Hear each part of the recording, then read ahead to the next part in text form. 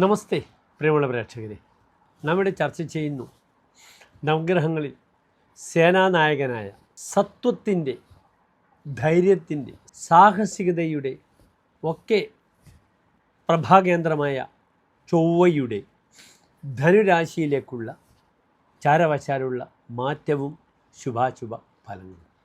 ചൊവ്വ 2025 ഡിസംബർ 7-ാം തീയതി ധനുരാശിയിലേക്ക് പ്രവേശിച്ചു കഴിഞ്ഞു. 1201 മകരമാസം 1-ാം തീയതി വരെ, അതായത് 2026 ജനുവരി 15 വരെ ചൊവ്വ ധനുരാശിയിലാണ്. പിന്നെ ചൊവ്വ തൻ്റെ ഉച്ചക്ഷേത്രമായ മകരത്തിലേക്ക് പ്രവേശിക്കുകയാണ്. ഈ 3 രാശികൾ വൃശ്ചികം, ധനു, മകരം, ചൊവ്വ വളരെ ബലവാനാണെന്ന് അറിയുക. ഇപ്പോൾ ചൊവ്വ ധനുരാശിയിൽ നിൽക്കുന്നു. ഏതെല്ലാം രാശിക്കാർക്ക് ഈ ചൊവ്വ നന്മകളെ പ്രദാനം ചെയ്യുമെന്ന് നമുക്കാദ്യം ചിന്തിക്കാം. മേടം രാശിക്കാർക്കും, കർക്കിടകൻ രാശിക്കാർക്കും, തുലാൻ രാശിക്കാർക്കും, വൃശ്ചികൻ രാശിക്കാർക്കും, ധനുരാശിക്കാർക്കും, കുംഭൻ രാശിക്കാർക്കും, മീനം രാശിക്കാർക്കും ഈ ചൊവ്വ വളരെയധികം നന്മകളെ പ്രദാനം ചെയ്യും. മറിച്ച് ഇടവൻ രാശിക്കാർക്ക്, മിഥുനൻ രാശിക്കാർക്ക്, ചിങ്ങൻ രാശിക്കാർക്ക്, കന്നി രാശിക്കാർക്ക്, മകരൻ രാശിക്കാർക്കും ഈ ചൊവ്വ മിശ്ര ഫലങ്ങളെയും പ്രദാനം ചെയ്യാം, അല്ലെങ്കിൽ ദോഷഫലങ്ങളെയും പ്രദാനം ചെയ്യാം. ജ്യോതിഷത്തിൽ ചൊവ്വയുടെ കാരകധർമ്മം എന്താണെന്ന് കൂടി എൻ്റെ പ്രിയപ്പെട്ട പ്രേക്ഷകർ അറിയണം. ഭ്രാത സത്വഞ്ച ഭൗമ ക്ഷിതിരപി. ഭ്രാത സഹോദര കാരകനാവുന്നു ചൊവ്വ. സത്വമെന്നാൽ ഇളകാത്ത മനസ്ഥിതിയാണ്. സാഹസികത, ധൈര്യം, എന്തിനേയും പ്രതിരോധിക്കുവാനുള്ള ചങ്കൂറ്റത്തെയൊക്കെയാണ് നാം സത്വബലം എന്ന് പറയുന്നത്. അത് ചൊവ്വയുടെ കൈമുതലാണ്. ക്ഷിതിരപി, ഭൂമിയുമായി ബന്ധപ്പെടുന്ന എല്ലാ വിഷയങ്ങളും നാം ചിന്തിക്കുന്നത് ചൊവ്വയെ കൊണ്ടാണ്. ചൊവ്വ ഭൂമികാരകനാണ്. അതിനാൽ ഭൂമിയുമായി ബന്ധപ്പെടുന്ന എല്ലാ വിഷയങ്ങളും, കൺസ്ട്രക്ഷൻ മുതൽ ഭൂമി ക്രയവിക്രയങ്ങൾ, ഭൂമിയുടെ ലാഭം, ഇതൊക്കെ തന്നെ ചിന്തിക്കുമ്പോൾ ചൊവ്വയുടെ ബലവും കൂടി നാം അറിയേണ്ടതുണ്ട്. ഇവിടെ ചൊവ്വ ധനുരാശിയിൽ തൻ്റെ സുക്ഷേത്രത്തിൽ വളരെ ശക്തരായി നിലകൊള്ളുന്നു. അതിനാൽ നമുക്ക് ഓരോ രാശിക്കാരുടെയും ചാരവശാൽ ഈ ചൊവ്വയുടെ മാറ്റം എത്രത്തോളം ശുഭാശുഭ ഫലങ്ങളെ പ്രദാനം ചെയ്യുന്നതെന്ന വിഷയം ചിന്തിക്കാം, ചർച്ച ചെയ്യാം.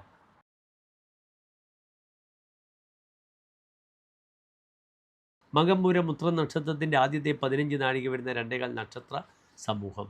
ഇവിടെ ചൊവ്വ നിൽക്കുന്നത് ഏതെല്ലാം ഭാവത്തിൻ്റെ ആധിപത്യമാണ്? ഒന്ന് ഭാഗ്യാധിപനാണ്, 9-ാം ഭാവാധിപനാണ്. മറ്റൊന്ന് അവരുടെ സുഖാധിപനാണ്. ശരിക്കും ഭാഗ്യാധിപൻ നല്ല ഭാവത്തിൽ നിന്നാൽ ആ ഭാവത്തിനൊക്കെ ശുഭത്വത്തെ പ്രദാനം ചെയ്യുന്നതാണ്. ലഗ്നാൽ പുത്ര കളത്രഭേ ശുഭതി പ്രാപ്തേധവ ആരോഗ്യതേ. ഭാഗ്യാധിപനായ ഗ്രഹം 7-ാം ഭാവത്തിൽ വന്നാൽ വിവാഹം നടത്തിക്കൊടുക്കും. 5-ാം ഭാവത്തിൽ വന്നാൽ സന്താന ശ്രേയസ് ഉണ്ടാക്കും. പക്ഷേ 5-ൽ ചൊവ്വ വന്നാൽ ഭാഗ്യാധിപനാണ്, സന്താനങ്ങൾക്ക് ശ്രേയസ് ഉണ്ടാക്കാം. അവിടെ സന്താനപതിയായ വ്യാഴം നോക്കുന്നുണ്ട് ചൊവ്വയെ. അങ്ങനെ ധാരാളം നന്മകളാകാം. പക്ഷേ 5-ൽ ചൊവ്വ വരുമ്പോൾ പലപ്പോഴും സന്താന നാശമുണ്ടാകും. സ്ത്രീകൾ വളരെ ശ്രദ്ധിക്കണം. എബോർഷന് സാധ്യത വളരെ കൂടുതലാണ്. ഇവിടെ ഷഷ്ഠിവ്രതം എടുക്കുക. സുബ്രഹ്മണ്യ സ്വാമിക്ക് എല്ലാ ചൊവ്വാഴ്ചയും കടുംപായസം, സന്താന പൂജ സുബ്രഹ്മണ്യ സ്വാമി ക്ഷേത്രത്തിൽ ചെയ്യുക, ഷഷ്ഠിവ്രതം എടുക്കുക. ഇതൊക്കെ ചെയ്ത് ഈ ചൊവ്വയുണ്ടാക്കുന്ന ബുദ്ധിമുട്ടുകൾക്ക് പരിഹാരം കാണും. നിർബന്ധമായും 40 ദിവസക്കാലം ചിങ്ങൻ രാശിക്കാർ തങ്ങളുടെ മക്കളുടെ രോഗാദി അരിഷ്ടതകൾക്ക് പരിഹാരമായി എല്ലാ ചൊവ്വാഴ്ചയും സുബ്രഹ്മണ്യ സ്വാമിക്ക് സുബ്രഹ്മണ്യ പൂജ പായസം വഴിപാടായി സമർപ്പിക്കണം. എന്നാൽ ഒരു പരിധിവരെ മക്കൾക്കുണ്ടാകുന്ന ക്ലേശങ്ങളിൽ നിന്നും മോചനം നേടാവുന്നതാണ്. മറ്റൊരു പ്രധാനപ്പെട്ട വിഷയം, വളരെയധികം സിംഹരാശിക്കാർ ഭയക്കേണ്ടുന്ന 2 വിഷയം കുക്ഷി അക്ഷിജഹ, വയറിനും കണ്ണിനും ഉണ്ടാകുന്ന രോഗമാണ്. ഇവിടെ ചൊവ്വ 2-ാം ഭാവത്തിലല്ല നിൽക്കുന്നത്, 5-ാം ഭാവത്തിലാണ്. അതിനാൽ വളരെയധികം ഉദരസംബന്ധമായ രോഗം ശ്രദ്ധിക്കണം. പഴയകാലത്ത് ഏറ്റവും വലിയ രോഗമാണ് ഉദരവ്യഥ, വയറ് രോഗം. അതിന് 5-ലെ ചൊവ്വ ഭാഗ്യാധിപനാണ്, സമ്മതിച്ചു. പക്ഷേ ഉദരരോഗം ശ്രദ്ധിക്കണം. ഇയർ ബാലൻസിങ്ങുമായി ബന്ധപ്പെടുന്ന ക്ലേശങ്ങൾ വരാതെ നോക്കുക. മറ്റെല്ലാ കാര്യത്തിലും ചൊവ്വ നന്നായി തുണയ്ക്കട്ടെ എന്ന് പ്രാർത്ഥിക്കുന്നു. 5 ചൊവ്വ വന്നാൽ കുജപ്പഞ്ചമേ ജാഡരാഗ്നി ബലിയാൻ ന ജാതം നിഹന്തി ഏകമേവ.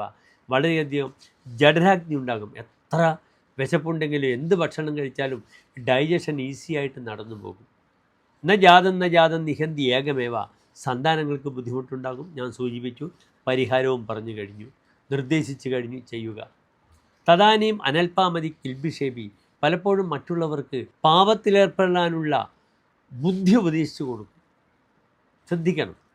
അന്യനെ തെറ്റിലേക്ക് നയിക്കുവാനുള്ള ഒരു ചിന്ത ഇപ്പോൾ അഞ്ചിൽ ചൊവ്വയുള്ള വ്യക്തികൾക്ക് വരും. അതിന് ദയവ് ചെയ്ത് അതിന് ഭാഗഭാക്കാകരുത്, സഹായിക്കരുത്.